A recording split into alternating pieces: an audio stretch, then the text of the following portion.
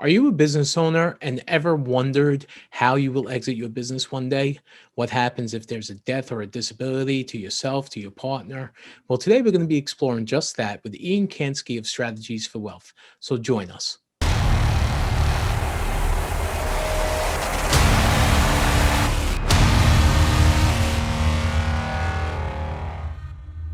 I'm joined today with Ian Kansky. He's an exit planning strategist with the firm Strategies for Wealth, located in New York City.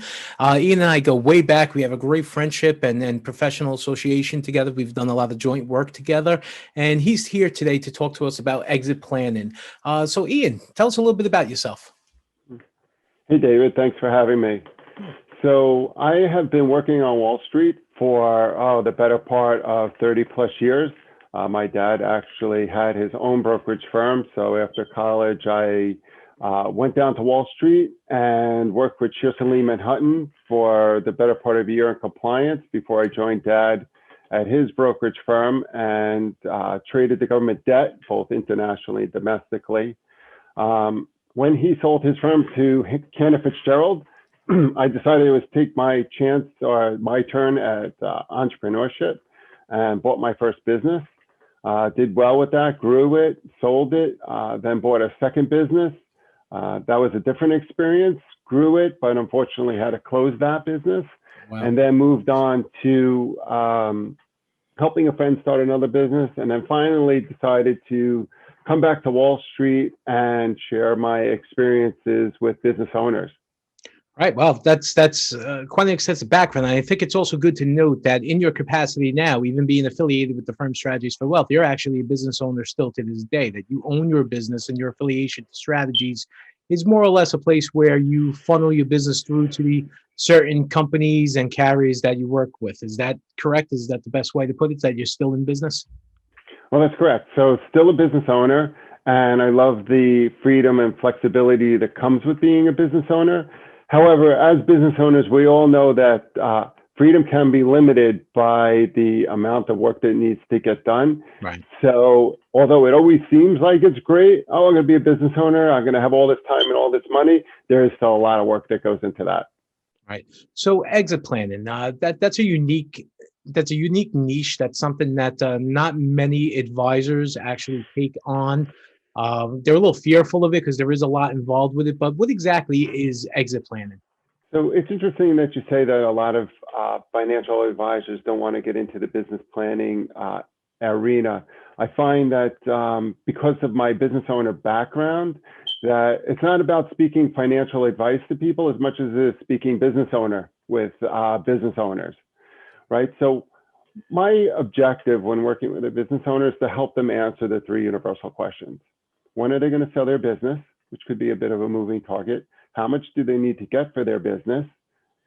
And who do they want to sell their business to? So essentially, when you sell your business, you sell your income.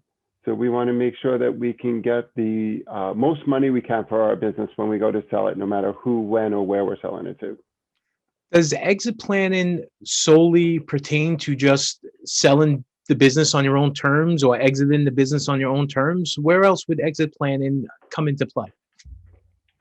So that's a really good point, Dave. It's not just about the end game and selling the business, but it's about having a continuation plan for those that are individual sole proprietors and or having a buy-sell agreement if you're a partner, right? So just personal example, my very first business after leaving Wall Street was a dry cleaner.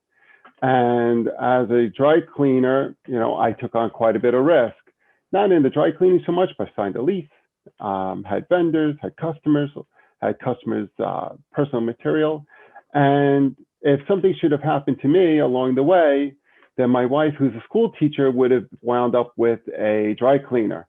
And as you can imagine, for my family, that would have been quite devastating. Sure. So if I'm hearing you correctly, exit planning really isn't about just exiting the business on your own terms when you want to. It's about whether you from some type of event happening, maybe it's an illness, an injury, disease, death of a partner, that sometimes you may be forced to exit in your business early on, well before what you planned, well before the terms that you actually opened. So exit planning is something that actually addresses that. Yes, that's exactly right. So we never know what's going to happen. And like you said earlier, we do want to exit on our own terms, but sometimes life gets in the way. And we want to make sure that we're planning for all contingencies. And all contingencies aren't always bad things, right? Sometimes they're really good things. Sometimes I make a lot of money and I'm going to face a significant tax issue going forward. Now, Mhm. I'm not a tax expert, but I know that these things then become, in the forefront for many business owners. And of course, there are the unforeseen things: disability of a partner, death of a partner, disability of a sole owner. How will those things impact the running of the business, and how will they impact you personally? So the two are not mutually exclusive, your personal side and your business side. For most business owners, they are very well, very much interconnected. For a business owner or somebody looking to get into the business, when would be a proper time to consider exit planning, putting together some type of strategy for exit planning, the contingency plan, the continuity plan, whatever you may want to call it? When would be a good time for them to actually consider this? So that's an excellent question, and thanks for asking that. So if you're already in business, the best time to start your exit planning strategy is today. As soon as you can get started thinking about it, even if that's jotting down one sentence on a piece of paper that says, I want to exit my business in 10 years. If you're a person that's considering getting into business, the day you get into business is the day that you need to start planning on your exit. Is planning easy for a person to do on their own? Should they enlist the help of an advisor, somebody like yourself? When should a person decide to bring in a third party or just go at it alone? You don't want to go it alone. The problem with going it alone is that you just don't know what you don't know. And it's much easier to bring in an advisor who has had experience personally or worked with several business owners and have gone through the process from beginning to end. And if you do want to go it alone, my advice to you is just start writing down a few ideas, and then as soon as possible, bring in an advisor. So what exactly is involved with exit planning? What do you look at? Is it just the actual valuation of the business? Is it, how do you fund something? What's really involved? How does a person go about it? How does an advisor go about it? So as business owners, we all know that measuring your business is the best way to control your business. And it's no different with exit planning. So one of the first steps we want to take is to do evaluation of your business. Where are we today? How much is my business actually worth in the marketplace? I mean, as we know, it's one thing to put a number on a business, Right.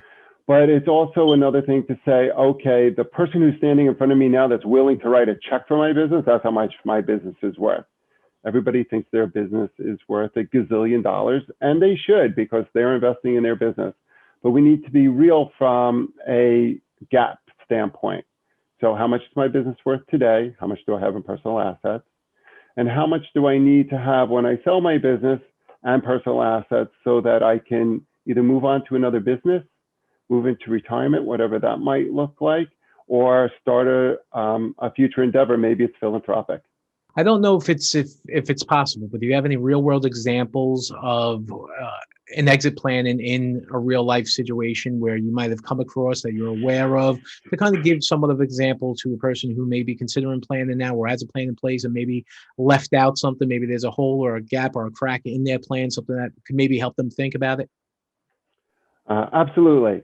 So what I can share with you is a personal experience. So after I sold the dry cleaner, I got into another business with a gentleman who was actually a retired commander from the Navy. He was a lieutenant commander.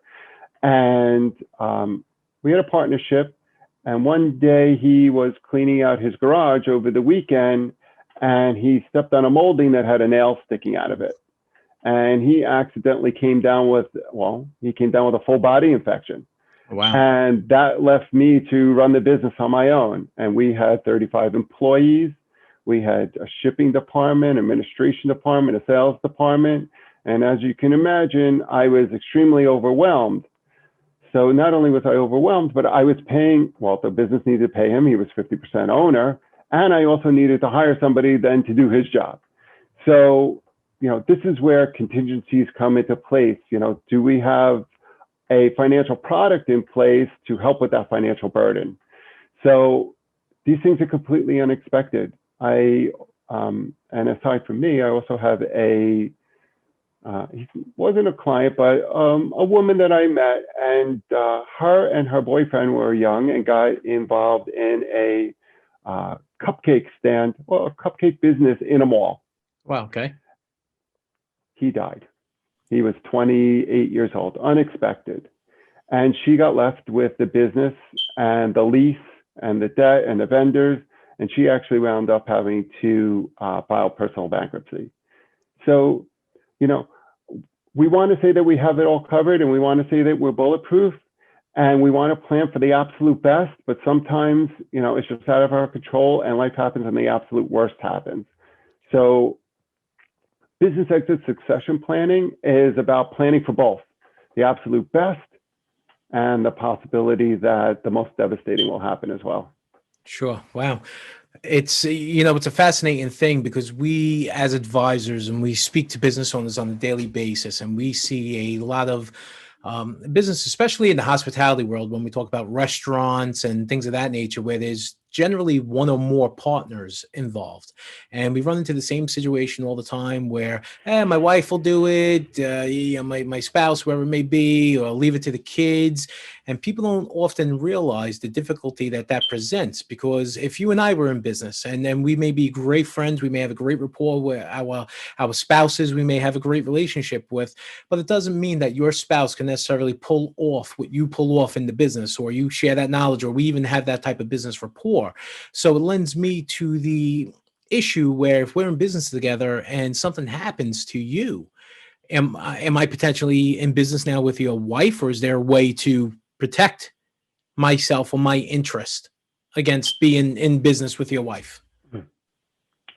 So that is an absolute concern. So there's two things that I'd like to add to that statement. One is that when my partner stepped on the nail and got that full body infection, he was very sick. He was in the hospital. If he should have died, I would have been partners with his wife. She's a very smart lady, but wasn't necessarily the right fit for me in business. But I would have had no choice. I would have been her partner. The other is that many business owners say that my wife, my kids, my brother, my sister, my aunt and uncle will take over the business and it will all be fine. And in exit planning, we like to call that bottom-up planning. And what that means is that we actually go to those people and have a conversation without the business owner in a room and find out if they're actually interested in running the business. Because they very may well say, no, that's not what I want to do. And what they would like to have happen is to make sure that there's a large enough pile of money or liquidity to help them sell the business and get the most they can for it, or have to shut it down and not to be put in a tough situation where they have to come out of pocket to pay to shut down your business. Sure, so it's very important to leave them with a plan so that they know what to do, a roadmap, so to speak. Okay. So when a person works with an advisor such as yourself, is payment based on a fee? Is payment based through certain products? Who's involved? Or is a financial professional like yourself or I, or an accountant, an attorney, who actually gets involved with a business succession planning or exit planning strategy? So it is a team effort. Nothing happens with me alone. There is the accountant who handles the accounting. He is licensed to do that. There's the attorney who's licensed to do the attorney work. There's the financial advisor who's licensed to sell those products. So it's very much a team effort.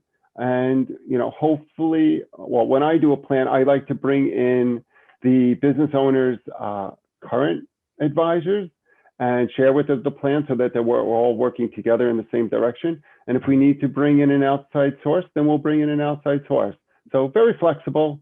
And we want to make sure that ultimately we're achieving the objectives of the business owner. Excellent. Ian, thank you very much for coming on today. We look forward. We're going to have a little bit of a series where we're going to go forward speaking about business owners and exit planning and strategic business succession, because there is a lot to really cover. This was just more of an introduction. And should you consider exit planning, and when you should consider exit planning. So thank you for coming on today, and we look forward to having you on another show and then diving in. So people today, thank you for joining us. Thank you for having me, David.